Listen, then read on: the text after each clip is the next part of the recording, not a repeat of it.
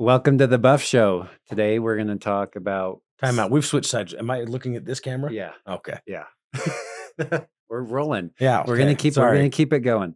I'm switching it up on Ben, trying to throw him some. I like that mic left. better too. I don't like this You one. don't It's like in my that one? face. It's looking at me. See, and I like that side. I always sit on that side. Ben always sits on this side, but now we've switched it up. So, and this episode, we're trying to figure out like what we wanted to call it or focus on. We're just gonna kind of start rolling and see where it goes.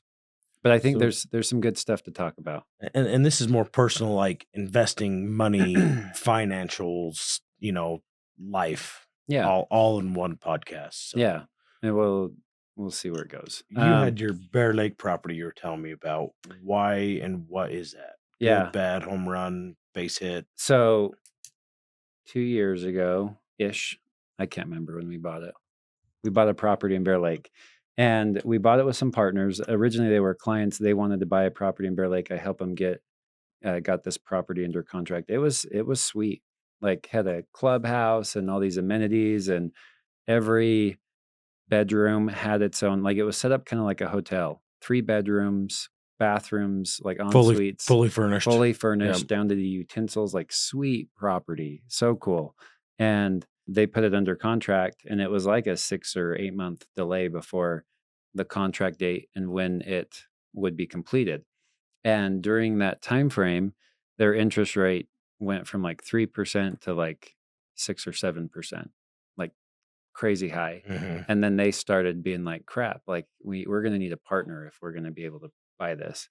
And I was like, huh, like we go to Bear Lake every year. Like we'd be interested in doing that with you.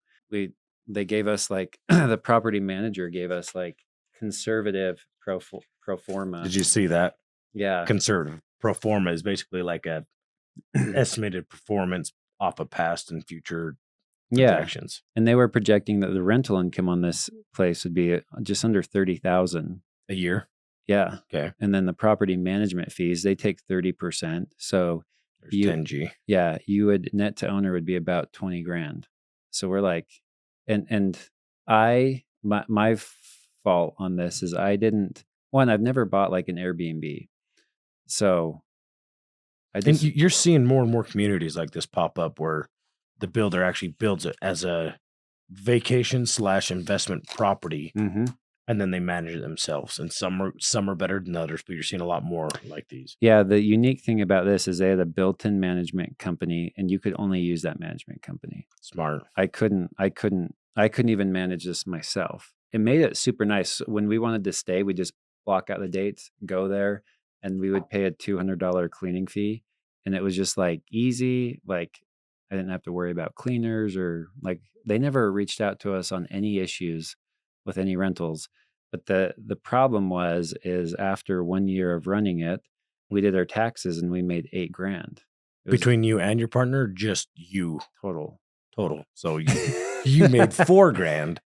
Yeah, the property they paid us net to owner. It was like 8,000 something, which I'm like, okay, our expenses are $3 grand a month on this, so we need closer to 36,000 to cover just your expenses. And the idea of it, even when the net to owner was 20 grand, we were still like, oh, that's on the low end. It's probably going to be more. And then we will, as we go stay there or the company uses it. Like I had all these theories of how we would pay for it, right? And justify it. Mm-hmm. And after running it for that year, I was like, man, and we did, I would say we ran it kind of as a partnership. And if we stayed there, we would still pay into the partnership. And if they stayed there, they would pay into it.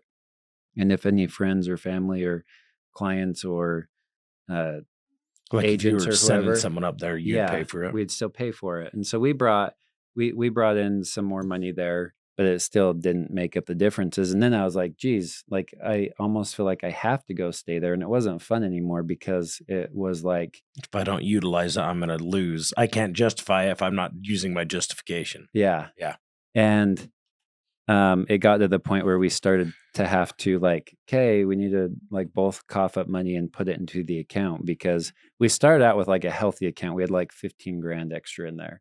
But after a year that like got eaten up. So then we're like, guys, we should probably sell this. Like this isn't Right. great. We could hang on to this and probably be good over the long haul, but I don't want to have a burning property that I'm just having to sink money into it to keep it afloat. Yeah. Probably 10 to 15 grand per partner per year. Like that is, I'm like, that's not enjoyable. Right. I don't want to do that. So we decided on selling it, and we just closed on it last week, which was sweet. What'd you learn? What did I learn? I learned that. What did I learn? I can tell you what I think you learned from an outside looking in. Okay.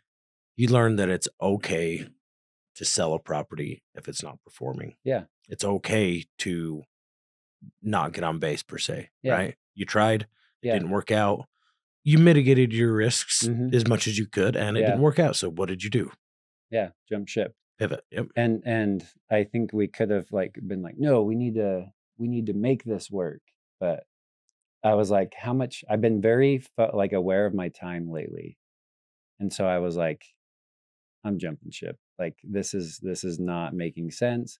Our partners were on the same page. We had amazing partners, such cool people. And so we were like, yeah, just rip the Band-Aid off and move on. Yep. I learned, do not try and merge pleasure with investment. Like rarely do they go together. Like keep investments here and then your pleasure over here. Mm-hmm. And I was trying to justify this purchase so that I could use it to benefit me personally, when it would have made sense to stick with what I know and what has proven well for me in the past. See, and I agree with that to a point. I feel don't mix your pleasure in your investments. Yeah. I think it's okay to mix your investments into your pleasure. Yeah. But do not justify an investment for pleasure, with pleasure. Does that make sense? Yeah. So if I want a house in St. George, and I'm going to buy it regardless. Yeah. Might as well you know what? Some extra money on it. Yeah. Yeah. Okay. Well, Airbnb it it's better than nothing. But I'm not going to buy a house in St. George for an investment. And go, it'll be okay because I'm probably going to use it enough and that's to make it worth spending that money. And that's what I feel like I did. It was more like justifying it. Granted, I think Bear Lake has had a huge surplus of Airbnbs, nightly rentals, condos. Like now they're popping up everywhere. And so had this been a few years in the past, this same scenario probably could have worked for somebody and I would be saying a different story. But well, and I think that takes on for everything. I mean, we can find a deal anywhere in the state of Utah that you can make the numbers work kind of like they've done here. Yeah. But the logistics of it, right. The time to get up there, the time, just like you said, you were worried about your time and making that. You could have made this property work. Right. But the amount of effort and time you'd have to have put into it, right. It wouldn't be worth it. Yeah. I was like, I can fill it like me, but I'm like, I don't want to fill it for free. Like that could take an extra 10, 20, 30 hours a month that I just don't want to focus on something that's going to break even. So yeah, those are good points. So we sold it. Luckily we sold it for more than we paid for it. A lot more. Yeah. Yeah. How much more? Talk to me. Well, I mean, minus your losses throughout the year or 2 years you had it. Yeah. I mean, you sold it for more, but you're I think zero basically. We paid $495 for it and we sold it for $530.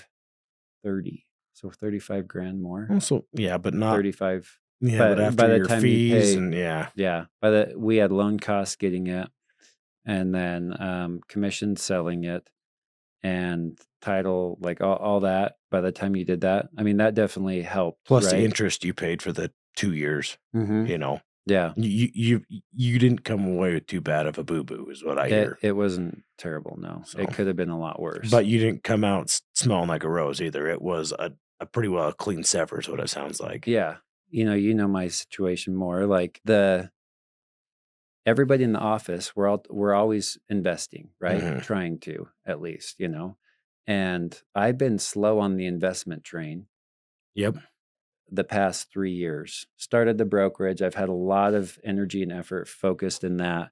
And if anybody asks me, like, what have you done the best? And it's been sales and investments. Like, those are the things um, have done the best for me. And I feel like I've dropped the ball on those. And so having had to sell this was like, oh, like that sucks. And then I was like, I want to find something else. Like Right. I want to find more opportunities. And in the mix of all this, we had a property management company I was trying to get going. We found out on that it was time over. Well, you can't be a professional basketball player, football player, and golf player. Look at Michael Jordan. What? Not that he was not great at baseball, but Well, yeah, but he not he all at the same wasn't. time. He wasn't as good as basketball. Right. Basketball. He was basketball. Michael Jordan? Right, but he wasn't as good at baseball as he was Yeah, basketball. gotcha. Yeah, I you're was you're like, better at selling investing than you were at property yeah, management and yeah, and I think a big of that everyone thinks about investing, I think, is money. How much money do you have? But that time is 80% of it. yeah, What I think I personally makes a good investment isn't so much the higher capital, it's the how much capital to time ratio am I putting into this? hmm, If I'm making a shiz ton of money, but it's not taking 100% of my time, yeah, it's not as good as I think half the money for 0 time. right, I would consider that a better investment. yeah. So another learning experience I've been going through is like, what's my time worth and what do I want to be focused on? Because I have taken on like selling properties, having investment properties, a brokerage, and then wanting to acquire more rental properties. And then I thought I was going to do a property management company on top of that. And we got up to 30 something units. And I got to the point where I'm like, this is just insane. And so and Ben even had some units in there with us for a short time. Yeah, he And I got was, me all hot and revved up and then was like, "Deuces." I was like, this isn't worth it to me. And I even talked to you about, hey, do you want to do property management? And you get into the numbers and you're like, ooh, I don't Yeah, know if that's that's something we want to do. I'll 'Cause go at a certain point you go and get a job. That's what I always compare it to. For yeah, that much money, I'll go get a job and not have the stress of it. yeah. And you have to, I mean, you really have to scale anything that you do. You have to, there's like the economies of scale where in the beginning it's like little payoff until you get to a certain number. And property management, you got to get to 100 to 200 units before it even pays off. We were at Right. 35 and I was just feeling like I was drowning. So we found a management company to even take on all my properties. And then everybody else's that we were managing, we had to say, hey, can't manage these anymore. But the beauty in that process, there was some clients I helped them buy 3 duplexes like 2 years ago. And they're like, you guys can be like minority partners in these if you help maintain them and do all this stuff. And as we were like selling Bear Lake and getting out of the property management business, Car's like, you should just see if they want to sell them. And I was like, it's a good idea. Yeah, why not? So I reached out to them. They had no need to sell them, but they were properties that they had bought and they have not been touched or updated in 30, 40 years. Like they have huge repairs coming, but they're Right. stellar properties, great locations. They're side by side duplexes. Anyways, I just reached out to them like, hey, we're not going to manage these anymore for you guys. Would you guys be open to selling them? And they're like, sure, make us an offer. And I think right there, your old clients that had bought those, Yeah. they knew that the money to their time, if they were going to have to find a management company or do repairs and do all this other stuff, they went, yeah, this makes sense for us to unload right now Yeah. because the time is now we have a ticking time bomb of more time and energy into these properties. Right. And I tried to, they're like, make us an offer and we'll see if it's a win-win. And if we feel like it is, then we'll do it.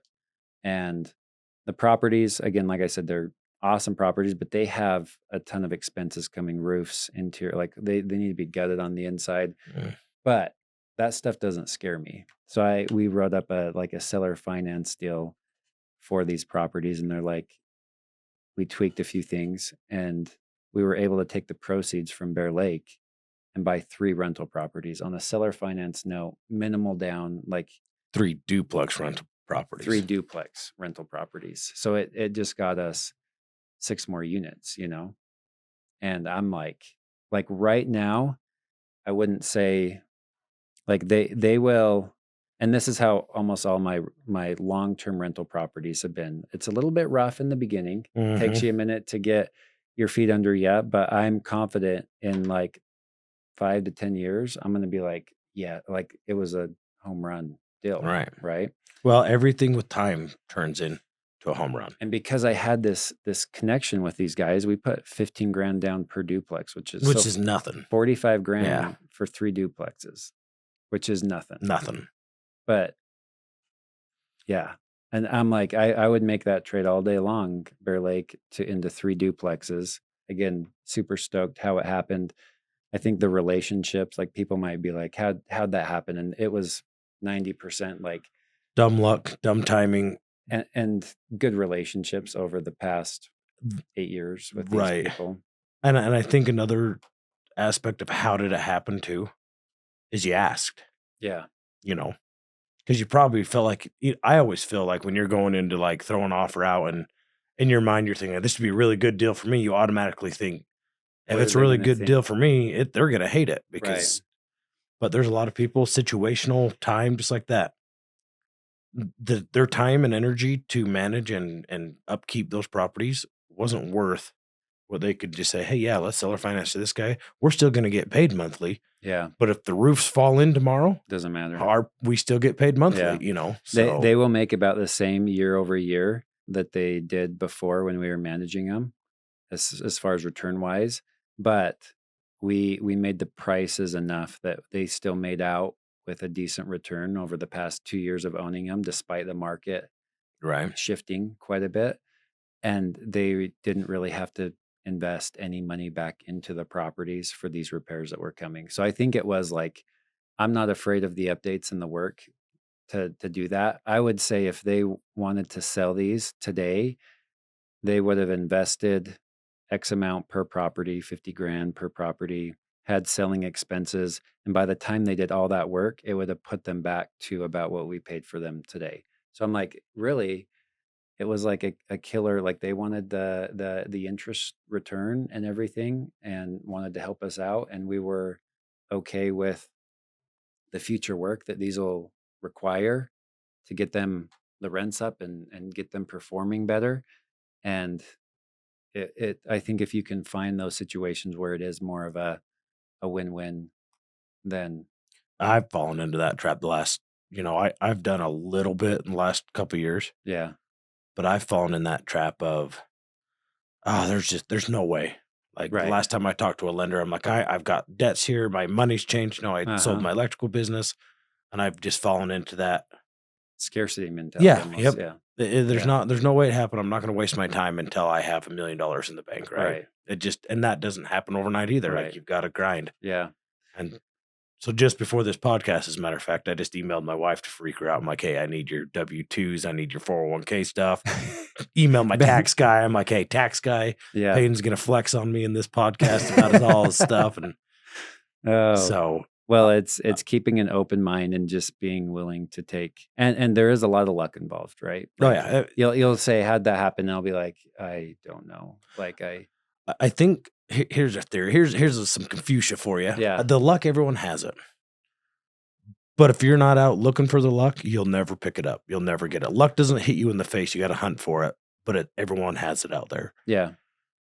So yes, or are you lucky? Sure, but it would have never happened unless those little steps to get the ball rolling that are scary, that make you feel like an idiot. Like when you had to call someone and say, "Hey, I'm not managing your property anymore." Oh, by the way, will you sell it to me? Right. Like that's a weird, awkward. You could have got a, screw you. Yeah. Like no, we'll find someone else. What are you trying to do here? Right. But your relationship helped mitigate that too. So for sure, don't be dicks to people because you never know when you want to buy their stuff. Yeah. Can I say that on this podcast? It's done. It's there. Yeah. No, I like that. And just you have to keep an open mind. And I like what you said, be willing to take the risk and like dumb luck just falls on those who are trying. Like this is, I think, our fourth deal that we've done seller financed, and every one of them was like dumb luck, where it's like I was laying in bed, it was late, I hop on KSL, fourplex popped up, and I'm like, Car, we got to go see this tomorrow. And we met with the sellers and then had them an offer within like 30 minutes. They liked us and went under contract and bought it like a week later. Seller Beautiful. finance. Fourplex, 240,000 in South Ogden. Like crazy, right? Right. Dumb luck. Dumb luck. It is, and that's how I got started, is dumb luck. Right. I do need to pause for 2 seconds because you showed the camera your dirty hands like 4 times. He knows how to wipe. It's self-tanner. He does do that. He fake bakes. That's how you do it. Yeah. I just want to put that on record. I noticed when I went like this, and you're like, what are you doing? Carly was going to the pool and was like, I don't want to get fried. And she wanted, Carly, Dude, Carly was. Look at my 10 line. There he is. He makes that tan line. He wants to be a farmer. Yeah. I'm like, no, and another thing I'll tell people too is we were talking when we were kind of figuring out how to really guide this section is people have money out there, but they're scared shitless to use it. I don't know. And I've been in that same position. You get like a nice little nest egg and like, it's hard to let it go. It's because you're stress free. You're like, if something bad happens, I'm good for 3 months. You know, I can just live off of that. But money, I was telling, I do this, but I also yell at people for doing it. Right. I had a buddy call this morning, another electrician wanted to buy a van. He's like, I have the money just to buy it, but should I get a loan? I'm like, no, like money is a tool. It's like a screwdriver, right? The banks know that. Right. That's their tool. Right. Like, come use our screwdriver and then we'll charge you to use it. Yeah. Don't pay to use someone else's tools. Right. If you got the tools, use them smart. Yeah. There's other people that are out there screaming like debt is king and have as much of it as you can. Yeah. And there's a time and place for everything, and every scenario is different, you know. Don't yell at me, Dave Ramsey. But I think that if you've got money just sitting in the bank, that's great. Yeah. But you've got to be able to dispatch it, use it, utilize it. Like, well, it's crazy to think on that recent deal we just acquired like $1.2 million worth of debt. Isn't that gross? No, it's amazing. It sounds bad, but but I have like zero fear of that decision because it's something I know like that will not fail me unless the world goes to crap, right? Yeah, frick, Peyton. No, I agree. Everything's a mitigated risk, but obviously for us it becomes a little bit easier because we have an out. We're agents. We know how to sell, buy. You know, we can dump a property. We know how to mitigate. Yeah. We're handy enough that you can upgrade and do a lot of work yourself. Yeah. You know, money is only as good as like your back, right? Yeah. If someone has money, but if you can go in and actually demo a house out, that's as good as having an extra 50 grand in the bank. Oh, for sure. So that's true. Yeah. Yeah. So what are we wanting people to learn? Oh, yeah. What's our this? Message from this? Well, I think the message is I feel like people look at my life and they're like, oh, it's easy. It's pretty easy. I mean, no, it's, I agree with you. It looks, you portray it. You know, I do. So how did you do that? And you're just like, oh, you know, it wasn't. You just got to work hard. Yeah. But luck, actually being out there where the luck is for it to hit you in the face, and just constantly chipping away at that. You can't hope. Right? So you know what pisses me off about some people? Tell me. I've been watching. So I've watched a few documentaries. One on Arnold Schwarzenegger, one on Conor McGregor, the UFC fighter, and one on Sylvester Stallone. I love documentaries because it gets you back into like what actually happened for them to get where they're at.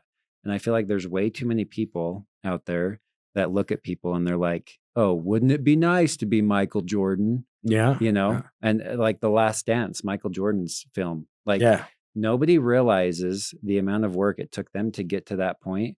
And I think if we did, like you would just not even be willing to go to the places that they went to get to where they're at. I can tell you right now, there's some things in my life that people are like, you can make $20 million. This is all you have to do. And I go, nope. Yeah. I don't have that in me right now. Right. Like, and that's okay, but Yeah. don't bash when you see someone that's successful and you go, oh yeah. But That handed to them or is I easy. think as people, like celebrities, like watching football games, are like, hey, you should have done this different. It's like, okay, let's put you down in there, have all these other stresses, and you're fatigued, and you're thinking about all these other things, and see if Right. how you would have acted, in the moment. And I think people look at other people too often, and they're like, wouldn't that be nice? When I think a lot of times it it often could be nicer. Like, you might have a better situation than they actually have. Like, how Oh, for many sure. celebrities and famous people, or people with all this money, have broken families and relationships, and like they could be absolutely miserable, Sure. right? So is this kind of like our documentaries? Our document. That's I would like to, and that, yeah, Do it is like, our documentary. how did we get here documentary? Like what steps were taken? No, I'm going to write the interview questions and you have to answer them. that would be a fun That'd one be to a do. good one. I enjoy, though, it does frustrate me when people are like, oh, Peyton, wouldn't it be nice to have, a number of rental units or these things? And it's like, well, it is nice, but the sacrifices that we have taken to get there Right. are like, it just didn't happen, right? Right.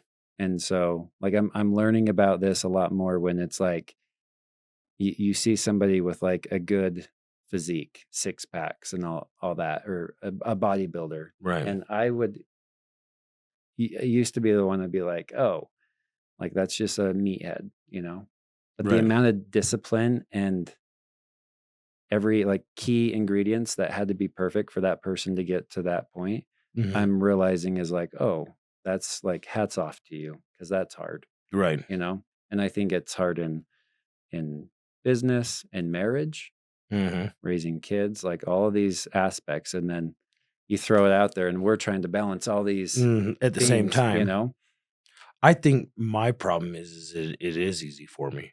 Just everything I do. Just no, I same thing.